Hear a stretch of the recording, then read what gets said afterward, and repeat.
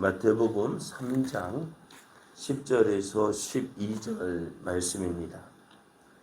이미 도끼가 나무 뿌리에 놓였으니 좋은 열매를 맺지 아니하는 나무마다 찍혀 불에 던져지리라. 나는 너희로 회개하게 하기 위하여 물로 세례를 베풀거니와 내 뒤에 오시는 이는 나보다 능력이 많으시니 나는 그의 신을 들기도 감당하지 못하겠노라. 그는 성령과 불로 너희에게 세례를 베푸실 것이요 손에 키를 들고 자기의 타작 마당을 정하게 하사 알곡은 모아 곳간에 들이고 쭉정이는 꺼지지 않는 불에 태우시리라. 아멘. 할렐루야. 우리를 사랑하시는 하나님의 은혜 안에서 새날이 시작이 되었습니다. 오늘도 우리를 사랑하시는 하나님을 믿고 의지함으로 하나님의 선하신 뜻을 이루어가는 복된 날, 은혜의 날 되기를 예수님의 이름으로 축복합니다. 오늘 우리에게 주신 하나님 말씀을 통해서 하나님의 임박한 진노를 피하십시오.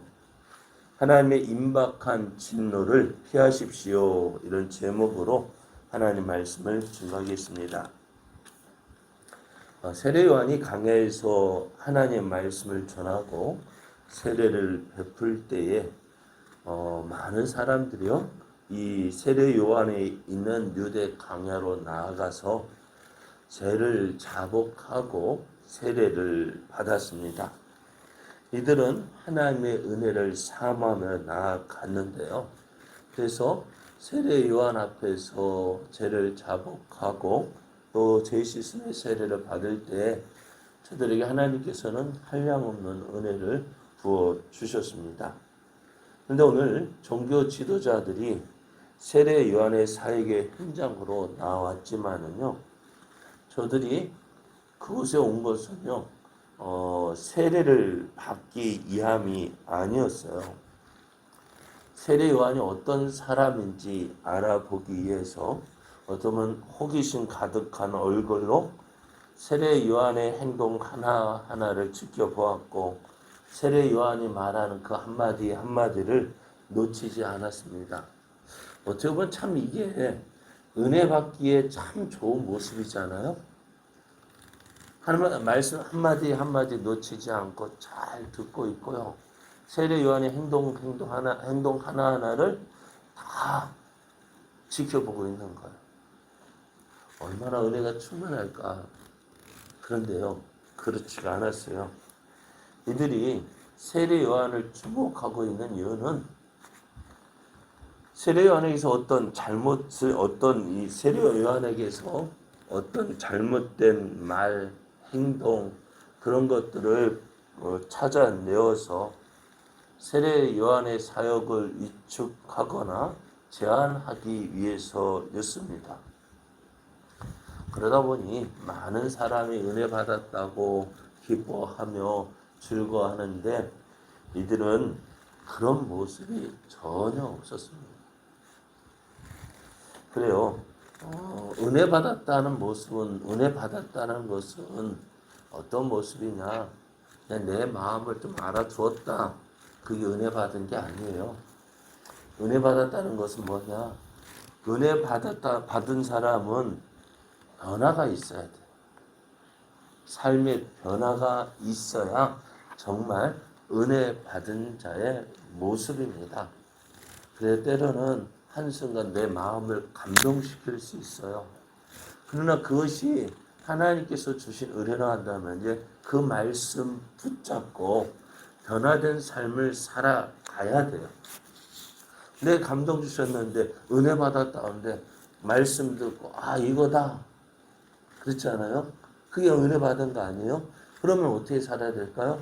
그 받은 은혜를 가지고 그 받은 말씀대로 살아가야 되는 것이 은혜의 삶인데 그렇습니다. 오늘 하나님께서 항상 우리에게 은혜를 베푸시기를 원하십니다. 하나님의 은혜의 자리는 항상 열려 있는데요. 그 은혜를 누리는 사람은 누구냐? 사모하는 사람입니다. 사모하는 사람이 은혜를 누리게 되어집니다. 오늘도 하나님의 은혜를 사모함으로 하나님께서 주신 풍성한 은혜를 누리는 저와 여러분 되어지기를 예수님의 이름으로 축복합니다. 오늘 세례 요한이 이제 자기에게 나오는 바리새인과 사두개인들을 향하여서 이렇게 말을 합니다. 7절에서 9절을 보면은 요한이 많은 바리새인들과 사두개인들이 세례 베푸는 대로 오는 것을 보고 독사의 자식들아, 누가 너희를 가르쳐 임박한 진노를 피하라더냐. 그러므로 회개에 합당한 열매를 맺고 속으로 아브라함이 우리 조상이라고 생각하지 말라. 내가 너에게 이르노니 하나님이 능히 이 돌들로도 아브라함의 자손이 되게 하시리라 했습니다. 지금 바리새인과 사두개인들은요, 어떤 사람들이에요? 당시에 지도자들이었습니다. 종교 지도자들이에요. 어디 가든지 높임을 받고 인정을 받고 인사를 받고 또 자리에 앉아도 상석에 앉는 사람들이었습니다. 어쩌면 이들이 세례 요한에게 나올 때에도 그런 대접을 받으려 했는지도 몰라요. 왜? 항상 어디 가든지 그렇게 인정받았던 사람들이니까요. 그런데 그런 그들에게 독사의 자식들이라고 우리 말로 하면 상욕을 해댔어요. 그들의 얼굴이 어떻게 되었을까요? 이들은 아마 이렇게 심각한 욕을 들어본 적이 없었을 거예요. 그럼에도 저들은 세례 요한에게 아무 말도 하지 못합니다. 왜 그럴까요? 세례 요한에게는 하나님께서 주신 권세가 있었기 때문입니다. 세례 요한은 지금 이 말씀을 듣는 사람들에게 말하고자 했던 것이 뭐냐? 하나님의 임박한 진노를 피하라는 것입니다. 하나님께서 이제 하나님의 심판의 때가 얼마 남지 않았다는 거예요. 그 심판은 어떻게 그 심판 앞에서, 그러니까 내가 지금 회개하는 그 세례를 회개하라 천국이 가까이 왔느니라 이 말씀을 전하는 이유가 뭐냐면은 이제 다 내 뒤에 오신 그분이 이제 심판하실 것이라는 거예요. 하나님의 심판이 임박했기에 너희는 이 임박한 심판을 피해야 되는데 그 이유가, 그 피할 수 있는 방법이 뭐냐? 11절 말씀을 보면은 나는 너희로 회개하게 하기 위하여 물로 세례를 베풀거니와. 그래요. 지금 회개하는 것밖에 없다는 거예요. 어떤 회개? 내가 하나님께서 기뻐하시는 열매를 맺지 못한 것에 대한 회개를 하라는 것입니다. 그리고 또 이제 어떻게 되느냐? 회개에 합당한 열매를 맺는 삶. 그러니까 지금 내가 무엇이라고 생각한다면 그에 합당한 열매를 맺어야 한다는 거예요. 바리새인과 사두개인들에게 세례 요한이 한 말이 뭡니까? 너희가 내가 우리 조상이 아브라함이다. 나는 아브라함의 후손이다. 라고 생각하지 마라. 하나님이 능히 이 돌들로도 아브라함의 자손이 되게 하실 수 있다라는 거예요. 그럼 너희가 어떻게 돼? 너희가 아브라함의 자손이라면은 아브라함의 자손답게 살라는 거예요. 아브라함이 자신의 조상이라 한다면은 그 아브라함을 닮아야죠. 그죠? 그래야 아브라함의 자손다운 거 아니에요? 아브라함이 말할 수 없는 가운데서도 하나님 말씀을 믿고 그 말씀에 의지하여 순종하는 삶을 살았다 한다면은 그 아들 독자 이삭까지 하나님께 드리는 그 순종의 제사를 드렸다고 한다면은 너희도 그 아브라함의 자손이라면은 그런 모습이 너에게 있어야 하지 않느냐는 것입니다. 그런 모습 하나도 없고 그냥 단지 육신의 자손 허울 뿐이 그 육신의 자손 아브라함의 자손이라고만 말할 것이 아니라는 거예요. 사실 오늘 이 모습은요. 오늘 우리 예수님을 믿는다고 하는 우리에게서도 찾아볼 수가 있습니다. 전에 말씀드렸죠. 믿음은 어디에서 믿음 생활은 어디에서 하는 거라고요? 신앙생활은 어디에서 하는 거라고요? 교회에서 하는 거예요? 교회에서만 신앙생활하고 교회에서만 믿음 생활하는 것일까요?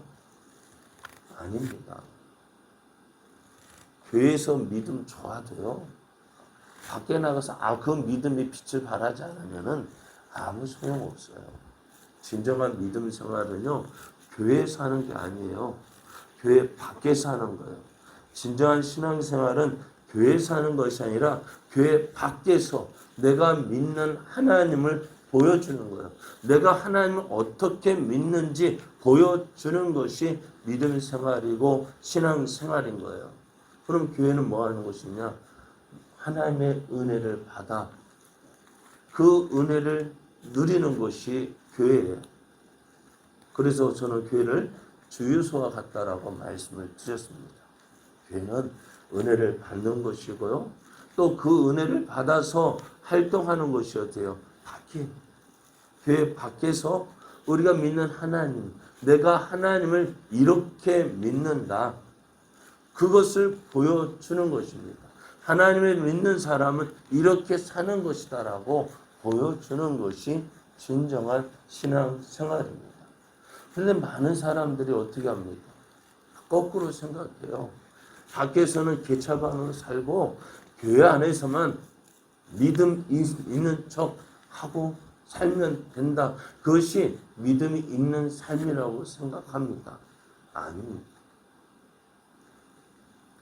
저거는 교회는 병원과 아무렇게나 살아도 되고 좀 그렇지만은 그래도 인간만 나는 삶을 나도 돼요. 그러나 교회 밖에서는요. 어떻게 해요? 하나님 믿는 자답게 사는 것이 오늘 하나님께서 원하시는 모습이에요. 그래서 오늘 예수님 바리새인과 사두개인들에게 하는 그 말이 그것입니다. 너희가 아브라함의 자손이야? 그러면 그에 합당한 열매를 맺으라고 말씀합니다. 그러면서 하나님께서 어떻게 임박한 하나님의 진노에 대해서 말씀하시는데요. 하나님의 임박한 진노에 대해서 세례 요한은 두 가지로 표현합니다.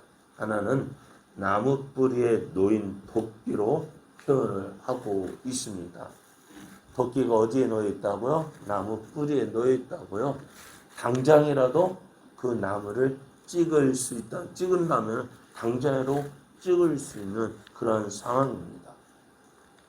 그래서 좋은 열매 맺지 아니하는 나무는 어떻게 한다고요? 찍어서 저 불에 던져질 것이라고 했습니다. 또 하나는 손에 키를 들고 자기 타작마당을 정하게 하고 이제 알곡은 저 키를 정하게 해서 구별하는 그 작업을 말하고 있습니다. 그래서 어떻게 할까요? 알곡은 곳간에 들이고 쭉정이는 꺼지지 않는 불에 태운다고 했는데요. 하나님의 임박한 진노에 대한 키워드는 무엇입니까? 열매입니다. 하나님은 좋은 열매를 원하신다고 말씀해요. 세례 요한은 자신은 예수님과 비교할 때에 그렇게 견줄 만한 사람이 되지 못한다라고 이야기를 합니다.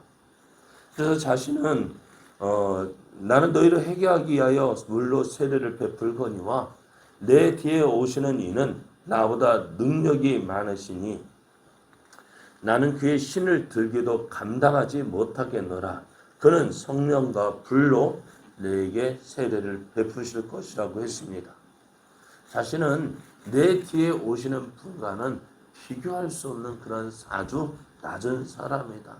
내 뒤에 오시는 그분의 신을 들기조차도 감당할 수 없는, 그러니까 누구예요?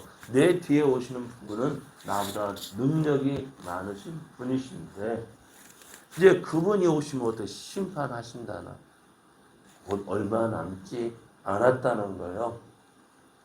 그리고 이미 도끼가 나무 뿌리에 놓였습니다. 농부가 키를 가지고 타작 마당에 들어갔습니다. 그만큼 하나님의 때가 가까이 왔다는 것입니다. 그럼 이런 하나님의 진박한 진노를 피할 수 있는 방법이 무엇일까요? 먼저 해결해야 됩니다. 하나님, 내가 하나님의 자녀인데 그렇게 살지 못했음을 먼저 회개하고요. 지금부터라도 어떻게 시작하는 거예요. 늦은 것이 아닙니다. 전에도 말씀드렸죠. 오늘 우리에게 말씀을 주시는 이유는요. 아직 기회가 있다는 거예요. 어떤 기회? 하나님께서 기뻐하시는 말씀대로 살 수 있는 그 기회가 있다는 거예요. 이 말씀이 없다면은 기회가 없는 것인데 아직도 이 말씀을 주시는 이유가 뭘까요?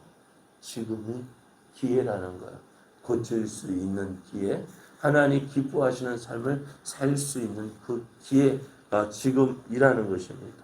우리 회개하고 하나님께서 기뻐하시는 열매를 지금부터 맺어가면 되는 것입니다. 내가 구원받은 하나님의 자녀라고 한다면은 구원받은 하나님의 자녀답게 살아가는 거예요. 이것이 하나님께서 하나님의 임박한 진노를 피하는 방법이라고 말씀합니다. 어떻게 피한다고요? 내가 이제 하나님의 자녀답게 사는 거예요. 학생은 언제 아름다울까요? 학생은 학생답게 할 때, 군인이 가장 멋있는 이유가 뭐예요? 제복 입고 절도 있는 행동할 때 참 멋있잖아요. 군인이 군인다울 때 멋있는 거예요. 민의 우리들은요, 어떤 때 아름다울까요? 하나님의 자녀답게 살아갈 때. 하나님께서 그것을 기뻐하시고 오늘도 이를 위해서요, 우리에게 풍성한 은혜를 예비해 놓으셨습니다. 그 모든 거 할 수 있도록 이미 우리가 하나님의 자녀답게 살아가기를 원한다면은 우리에게 필요한 모든 것 다 주시고자 준비하셨습니다. 구하십시오. 하나님, 내가 오늘 이거 필요합니다. 주십시오. 하나님, 내가 하나님의 자녀답게 살게 하여 이것도 필요하고요. 저것도 필요하고요. 하나님 앞에 구하십시오. 그래야지 하나님께서 우리에게 그 모든 것을 주셔서 하나님의 자녀로서 하나님의 영광 나타내는데 우리가 부족함이 없도록 채워주시는 하나님이십니다. 오늘 이러한 하나님의 은혜를 소망하면서 내가 하나님의 자녀답게 살아가길 원합니다. 하나님의 자녀답게 하나님의 영광 나타내고 하나님의 은혜 누리는 자 되게 하여 주옵소서. 기도하며 나아가는 이 아침 되기를 예수님의 이름으로 축복합니다.